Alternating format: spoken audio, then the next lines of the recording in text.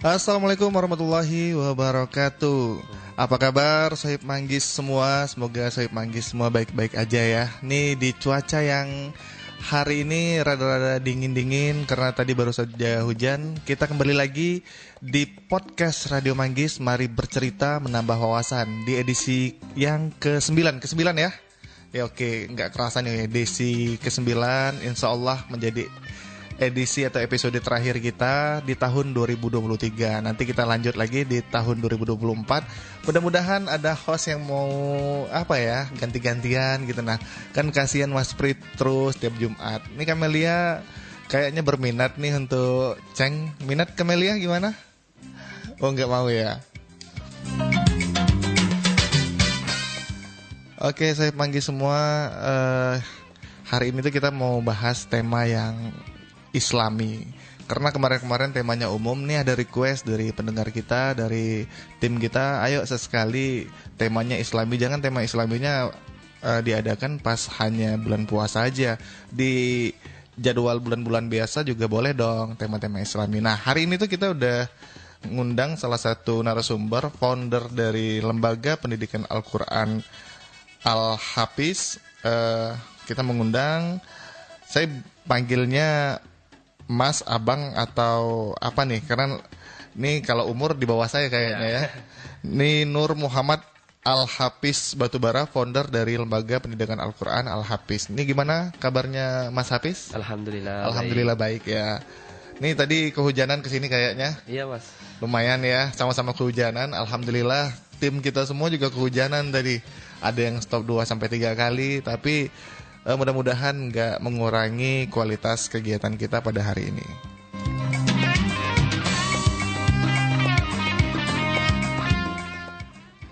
Sehat Mas Hafiz? Alhamdulillah. Kegiatan sehari-hari aktif di mana aja? Kegiatan saya staf honorer UIN STS Jambi. Waduh, ngomongin soal UIN nih kayaknya nggak afdol kalau kita nggak ngucapin selamat untuk Bapak Profesor Dr. Asadisma MPD yang alhamdulillah telah dilantik untuk menjadi Rektor UIN Sultan Taha Saifuddin Jambi 4 tahun ke depan. Mudah-mudahan memberikan perubahan yang luar biasa, makin memaksimalkan kampus. Alhamdulillah nih mahasiswa UIN semua, mahasiswa ada yang alumni. Ini tim kita nih Mas Hafiz, ada yang dari Fakultas Dakwah, ini juga bukan ada lagi, semuanya dari Fakultas Dakwah, Ding. Iya, saya Fakultas Syariah. Syariah. Nah, ngomong-ngomong tentang Lembaga Pendidikan Al-Quran, kalau boleh dibisikin ke kita, Lembaga Pendidikan Al-Quran Al-Hafiz ini sudah sejak kapan berdirinya? Ya, jadi Lembaga Pendidikan Al-Quran Al-Hafiz ini sudah berdiri sejak 2016. Oh, dari 2016. Ya, 2016 kami berdiri kan LPQ tersebut bersama kedua orang tua, yaitu Ustadz Dr. Sami Batubara. Nah, yang mana itu di teras Mas. Di teras maksudnya? Di teras rumah. Oh, di teras rumah awalnya? Awalnya di teras rumah, kami mendirikan. Lama-kelamaan muridnya bertambah dan inisiatif membuat lokal, yang mana lokal tersebut berada di rumah kami. Oh, di rumah sendiri ceritanya. Oh, kalau awal dulu berapa banyak muridnya tuh Mas Hafiz? Kalau awal-awal mulai ada dari 5, bertambah 10, bertambah sekarang sudah hampir 100. Oh, hampir 100. Ya, dan juga kami sudah buka cabang yang kedua di Bagan Peti. Saya kalau setahu saya dan seingat saya sih LPQ Al-Hafiz ini karena pernah berkunjung ke rumah Ustadz kondang kita. Siapa sih yang nggak kenal Ustadz Samin Batubara, Ustadz Sambara ya? Ternyata anaknya Ustadz Samin Batubara. Kalau nggak salah dulu yang saya tahu cuman berada di Lorong Jahit ya. Sekarang ternyata ada lagi di Bagan Peti. Di Bagan Peti. Wah, luar biasa. Mudah-mudahan nanti ada cabang ketiga, keempat dan seterusnya. Amin. Nah, kalau bicara LPQ juga, apakah karena memang background orang tua yang agamis, ulama, atau apa sih yang menjadi motivasi mendirikan LPQ Al-Hafiz ini? Ya, jadi motivasi saya, niat saya itu supaya agar anak-anak tersebut menjadi tahu agama untuk membekali dia. Jadi banyak juga anak muda yang malu untuk menjadi guru ngaji. Dia malu, apa sih guru ngaji? Enggak modern sekali. Iya ya, betul ya.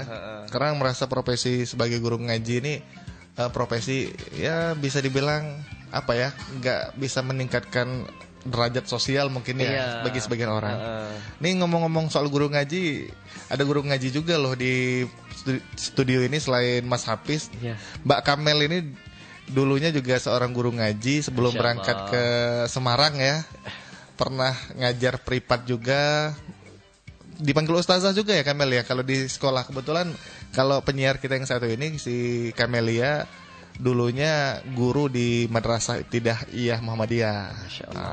Jadi alhamdulillah kita ngumpulin guru ngaji di sini, mudah-mudahan ketularan bisa ngaji semua. Amin.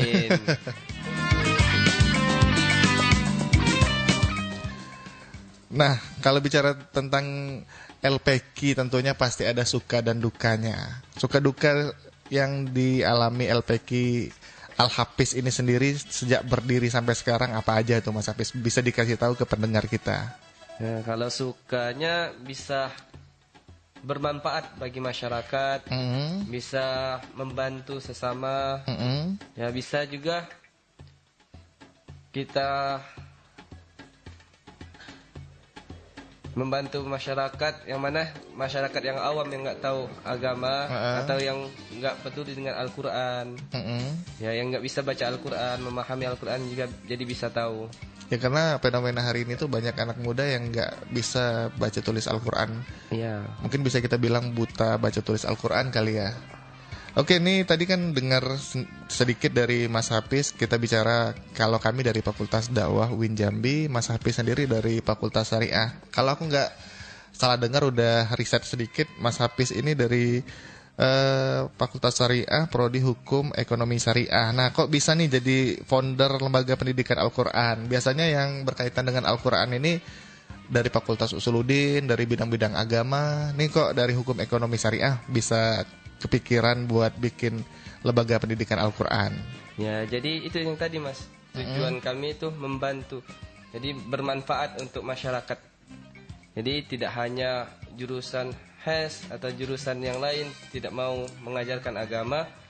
Kalau kita sudah ada kesadaran kesadaran, niat. Walaupun ilmu kita masih sedikit, tapi niat kita karena Allah Subhanahu wa taala, segala sesuatu pasti akan bisa. Wah, mulia sekali. Nah, tapi aku kalau lihat apa ya, dari dulu sih muncul pertanyaan yang sering kali aku lihat, apalagi pertama kali aku datang ke rumah Pak Samin Batubara, ternyata lokasinya di Lorong Jahit nih. Iya, benar. Nah, kalau Lorong Jahit sendiri sih aku beberapa kali lihat di media sosial, terus dengar obrolan orang-orang, katanya Lorong Jahit ini ada kesan-kesan negatif, bahkan rombongan gangster banyak di sana. Nah, itu kok bisa nih mendirikan LPQ di lokasi yang dalam tanda kutip apa ya, kawasannya gangster, kok bisa? Nah, gimana ceritanya tuh Mas Hafiz? Ya, kalau dibilang sih tidak semua orang yang berada di lorong tukang jahit itu gangster, kejahatan, narkoba dan lain sebagainya, tetapi banyak juga orang-orang yang berbaik. Contohnya di masjid kami itu, di Masjid Al-Ikhlas, itu banyak jamaahnya. Oh, penuh ya? Iya, penuh. Salat maghrib, salat subuh, kadang 2 saf, ibu-ibunya juga seperti itu. Jadi tidak semua yang ada di Lorong Jahit yang buruk, iya. Jadi stigma masyarakat aja nih, ternyata di Lorong Jahit itu udah banyak perubahan. Iya, sudah. Ada yang baik. Nah, mungkin yang baik itu kurang nampak pada masyarakat luar. Yang negatifnya yang sering kelihatan. Yang negatifnya sering kelihatan. Tapi Mas Hafiz sendiri memang besar dari kecilnya sampai dewasa di Lorong Jahit, atau memang kalau biasanya anak ustadz ini sampai mondok pesantren kemudian dewasa baru pulang? Tidak, saya memang dari kecil di Lorong Jahit. Iya. Wah. Berkawan dengan kawan-kawan. Yang ada di Lorong Jahit ya? Ya, yang dibilang ada yang perokok. Tapi Mas Hafiz sendiri nggak merokok? Tidak merokok. Jadi tergantung pribadinya sendiri. Nah, itu betul banget nih Sobat Anggis. Dimanapun Anda berada, kalau Anda itu menebar kebaikan, insya Allah kebaikanlah yang akan membawa diri Anda. Tapi kalau di tempat baik sekalipun, kalau pikiran kita sudah negatif, jahat, ya itu bisa membuat kita menjadi orang yang jahat juga kan? Oke, menarik ini Sobat Manggis.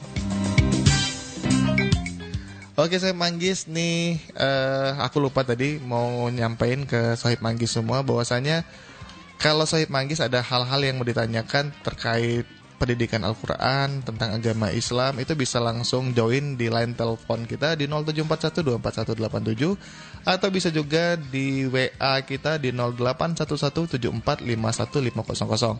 Atau kalau mau lebih gampang lagi, Sohib Manggis tinggal buka aja sosial media kita, ada Instagram, ada Facebook, tinggal komentar aja di postingan kita terkait podcast kita hari ini. Nah, itu bisa Sohib Manggis ajukan pertanyaan-pertanyaan yang nanti insya Allah akan dijawab oleh saudara kita Nur Muhammad Al-Hafiz Batubara.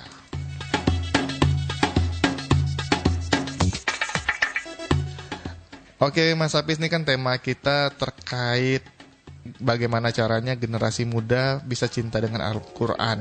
Nah, aku tuh penasaran apa sih yang disebut cinta Quran. Itu yang bagaimana. Tapi sebelum Mas Hafiz jawab, kayaknya kita harus dengerin satu jeda iklan yang mau lewat terlebih dahulu.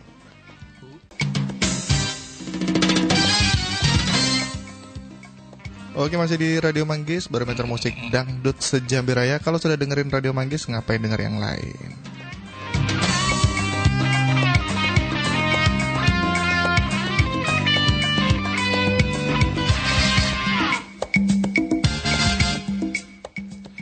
Oke, kita masih bersama Mas Nur Muhammad Al-Hafiz Batubara. Ini kita lanjut ngobrolnya lagi ya Mas Hafiz ya? Iya.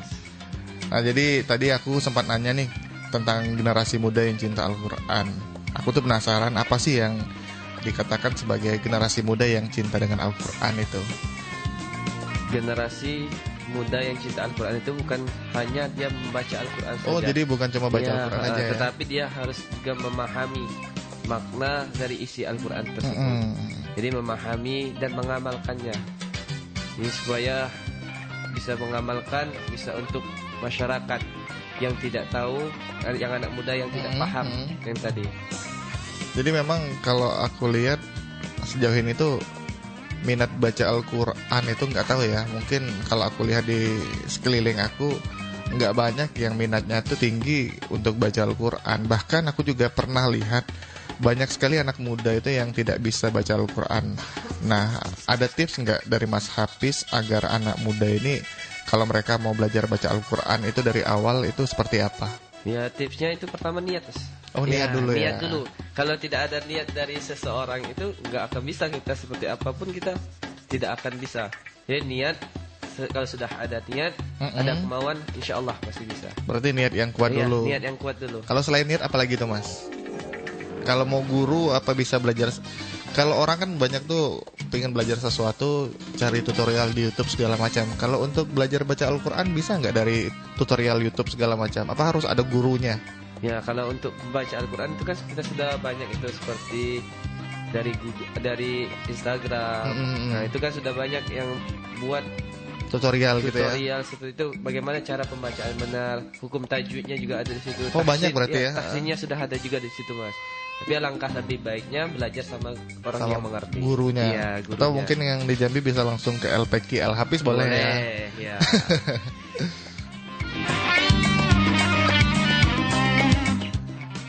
Nah, aku sendiri secara pribadi ini Mas Hafiz ya, aku tuh kalau dulu belajar Al-Quran itu dari nol.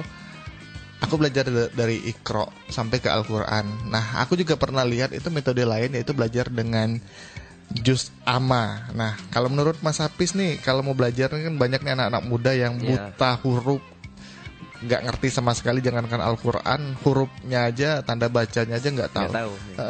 Jadi lebih bagus kalau mau belajar itu pakai metode Iqra atau Juz Amma nih, kalau saran dari Mas Hafiz sendiri.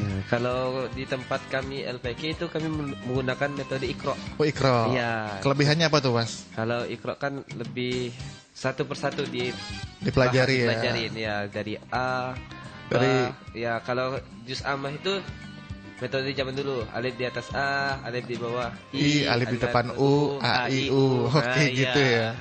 Jadi memang kalau mau belajar itu dari Iqra lebih gampang mungkin ya. Iya, kalau dari saya. Sekarang juga ada namanya metode Umi. Apa tuh metode Umi itu, Mas Hafiz? Cara pembelajarannya, Mas. Ya, tapi kami tidak menggunakan metode Umi. Kami menggunakan metode zaman dulu, menggunakan Iqra. Oh, gitu. Ya.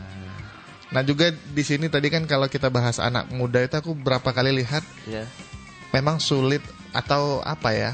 Aku pun sendiri ngerasain, apalagi di bulan puasa tuh, aku target mau khatam Al-Quran nih. Baru 30 menit aja baca Al-Quran itu udah waduh capek banget. Tapi kalau lama-lama megang HP, buka TikTok, scroll Instagram, scroll TikTok, itu kok rasanya 2 jam itu nggak kerasa.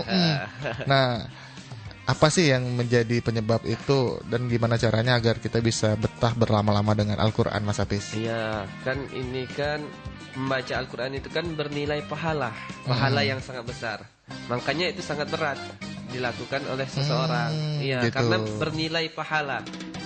Ya, kalau sedangkan kita men-scroll HP, lihat TikTok, YouTube, Instagram, itu kan apalagi godaan setan itu, Mas. Berpeluang dosa ya. Jadi memang kalau nilainya itu ada ibadah atau pahalanya, godaannya itu besar. Godaan besar. Apalagi zaman sekarang, Masya Allah. Jadi balik-balik ke niat ya Mas Hafiz ya. Kalau niat kuat.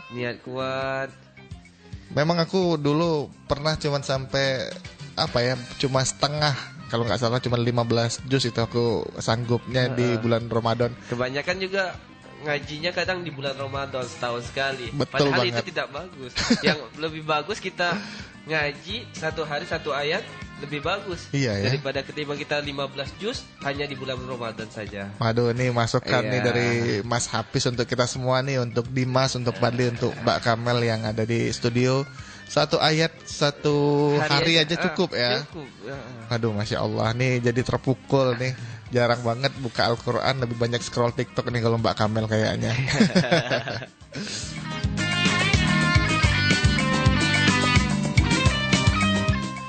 Oke, mungkin kalau tadi kita bahas Al-Quran sedikit-sedikit, aku tuh mau nyenggol-nyenggol sedikit masalah Islam nih Mas Hafiz, boleh ya? Boleh. Nah jadi banyak sekali yang kita temui sekarang fenomena itu agama itu hanya di KTP aja. Mungkin kalau mengkerucut ke agama Islam, orang sering bilang Islamnya Islam KTP saja karena tidak menjalankan apa ya yang diperintahkan oleh agama. Nah, menurut Mas Hafiz itu gimana sih untuk menyikapi fenomena yang seperti saya sebutkan tadi, Islam KTP mungkin Mas Hafiz? Ya, kalau hal seperti itu sudah lumrah. Dari dulu kan sudah banyak yang bilang Islam KTP. Itu padahal kita beragama Islam itu banyak kan, yang dijalankan ya. Iya, seharusnya kita jalankan perintah dan jauhi larangan Allah Subhanahu wa taala. Jadi jangan hanya Islam aja, Islam KTP, tidak melaksanakan sholat, tidak berpuasa dan lain sebagainya. Dan kalau koreksi ya kalau salah ya, kalau menurut aku pernah dengar Islam itu nggak cukup di syahadat aja, kita harus jalankan sholat, puasanya. Ya, kan rukun Islam kan ada 5. Rukun itu artinya wajib ya Mas Hafiz ya. Kalau nggak kita jalankan berarti nggak orang Islam. Malah aku pernah dengar gini ya, nggak entah betul entah enggak, katanya ketika seorang muslim meninggalkan sholat artinya dia nggak muslim lagi, karena di dalam sholat itu termuat banyak, mulai dari puasanya, mulai dari zakatnya. Jadi memang luar biasa sih Islam itu, kita nggak bisa sembarangan. Dan kalau bisa generasi muda janganlah jadi Islam KTP yang benar. Sekarang ya. Benar.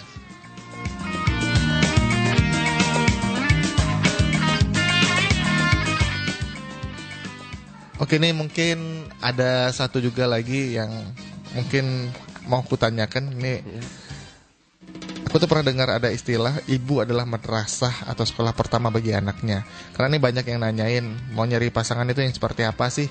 Apakah yang cantik doang segala macam? Tapi ada istilah yang bilang ibu adalah madrasah atau sekolah pertama bagi anaknya. Nah, aku tuh penasaran apa sih makna dari ungkapan ibu adalah madrasah atau sekolah pertama? Apa kalau ibunya nggak paham agama, apakah anaknya nanti akan sulit juga untuk paham agama, Mas Hafiz? Ya, jadi memang benar, ibu adalah madrasah pertama. Yang mana ibulah yang pertama kali yang harus mengajarkan anaknya, mencontohkan anaknya. Jadi peran orang tua itu sangat luar biasa, Mas.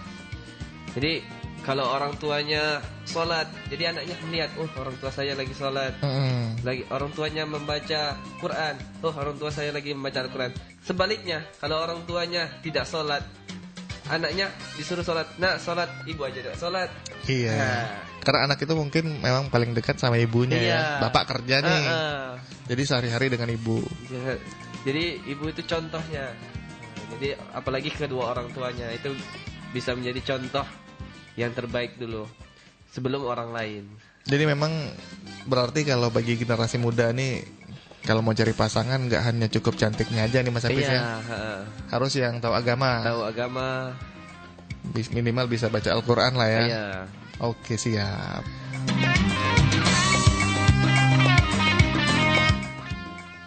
Ini mungkin boleh kasih saran dulu Mas Hafiz untuk anak muda yang belum bisa baca Al-Quran itu harusnya mereka tuh seperti apa untuk sekarang nih Mas Hafiz?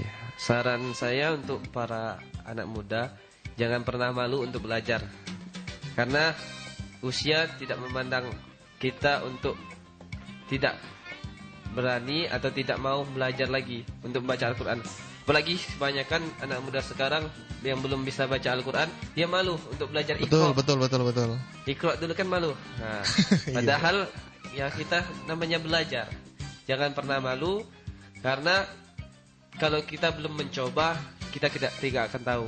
Iya sih, betul. Jadi intinya jangan malu lah bagi anak muda untuk belajar baca Al-Quran ya. Jangan karena mungkin pernah dulu aku nonton film Kiamat Sudah Dekat. Iya. Nah, lihat udah jadi anak band, anak rock and roll, rela-rela belajar Al-Quran dari nol ya. Iya. Itu luar biasa sekali. Jadi dijadiin motivasi lah bagi anak muda. Nah, tadi kan kalau anak mudanya nih, nah tidak menutup kemungkinan juga aku tuh beberapa kali lihat fenomena banyak sekali orang tua yang buta, tidak tahu baca tulis Al-Quran. Dan itu sarannya gimana nih untuk orang tua yang kurang paham hal yang seperti itu Mas Hafiz? Ya, sarannya ya itu tadi, tidak usah malu Mas. Walaupun sudah orang tua ya. Walaupun sudah orang tua, tetap kalau ada niat dalam hati untuk belajar, datang ke tempat pengajian atau di mana pun, di masjid ada namanya PAMI, ada LBK, rumah tahfiz, itu semua ada. Atau panggil ke rumah untuk belajar privat. Kalau memang malu ya. Kalau memang malu belajar privat. Atau mendengarkan tausiah agama. Betul. Jangan scroll YouTube-nya yang lain, tapi coba scroll yang ceramah agama. Biar sadar ya. Biar tahu agama. Karena memang aku tuh pernah lihat Mas Hafiz di salah satu channel YouTube, kalau nggak salah, memang diungkapin lah sama orang yang ada di podcast tersebut, namanya Pras Teguh, mungkin pernah dengar ya, komika. Waktu itu anaknya sedang ngaji, terus anaknya nanya, "Bapak, ini huruf ho atau ha?" Dia bingung. Akhirnya, waduh, ini ho ini. Akhirnya istrinya lihat, oh itu bukan ho, itu ha. Nah, ini bagi anak-anak muda yang laki-laki atau perempuan, kalau mau cari calon pasangan, nggak cuman yang pintar aja, tapi agama itu penting ya. Karena kalau nggak salah tiangnya, fondasinya agama. Nah, ini ada juga nih pertanyaan yang harus ditanyakan nih Mas Hafiz. Misalnya nih nanti Mas Hafiz ada kesempatan berada dalam pemerintahan, apakah yang akan Mas Hafiz lakukan untuk membuat generasi muda bisa cinta dengan Al-Quran Mas Hafiz? Ya, untuk sekarang alhamdulillah support dari pemerintah itu untuk guru ngaji sudah ada Mas. Oh ada? Ya, jadi kami dapat honor dari pemerintah itu sebesar 200 per bulan. Ya, tapi kadang keluarnya 3 bulan, tetapi di ada rapel ya. Ya, ada honornya, itu luar biasa peran pemerintah. Tetapi alangkah baiknya lebih. Iya, apalagi untuk guru ngaji. Ya, karena guru ngaji ini bukan sembarang guru. Betul. Guru ngaji ini untuk akhirat bukan dunia saja, tapi untuk akhirat juga. Kalau caranya gimana tuh Mas Hafiz biar guru ngaji bisa dapat bantuan dari pemerintah? Kalau yang sudah ini caranya membuatkan proposal. Oh, buat proposal diajukan. Kita ajukan ke kelurahan. Oh, gitu. Iya, nanti ke kelurahan, kasih ke kecamatan, dan kecamatan baru ke wali kota.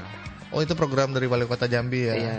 Satu bulannya 200.000. 200.000. Tapi alhamdulillah lancar. Alhamdulillah lancar. Itu sudah dari tahun kapan tuh Mas Hafiz? Sudah lama Mas. Nggak tahu juga. Oh, tapi udah lama ya? Sudah lama ya. Ini mungkin banyak guru ngaji, bahkan ada satu tim kita yang biasanya hadir tapi hari ini berhalangan hadir. Itu salah satu guru ngaji dan kayaknya anaknya nggak tahu kalau ada program dari pemerintah. Iya, itu program PAMI Mas namanya. PAMI, pengajian antara maghrib dan isya. Oh, tapi kalau guru privat ke rumah-rumah nggak bisa? Enggak. Oh, khusus. Iya. Kamelia nggak bisa nih, Kamelia. Kamelia kan ngajarnya privat dari rumah ke rumah. Oke Mas Hafiz, mungkin harusnya kita lebih lama tadi, tapi karena tadi kita sama-sama telat datang ke sini karena hujan, terus cuaca juga. Ya siapa sih bisa menolak hujan ya? Benar. Kita bukan Mbak Rara yang bisa ngusir hujan. Kalau Mbak Kamelia bisa ngusir apa nih? Mbak Kamelia bisa ngusir hujan nggak?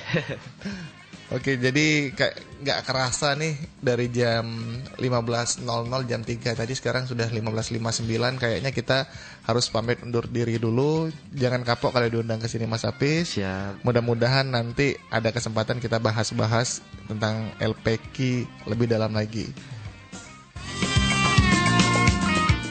Oke, saya Manggis, kayaknya waktu perjumpaan kita udah mau usai nih. Kita ketemu lagi di waktu yang akan datang. Mudah-mudahan podcast kita edisi ke-10 di tahun 2024 nanti boleh dong ini Sohib Manggis DM di Instagram kita atau di Facebook kita, komen-komen mau request, mau bahas tentang apa, nanti insya Allah akan kita datangkan. Karena luar biasa nih tim produksi kita ini kalau nyari narasumber bisa dari segala lini. Kalau kemarin tuh Mas Hafiz kita bahas tentang lingkungan, tentang sampah. Tapi Instagramnya tadi ya.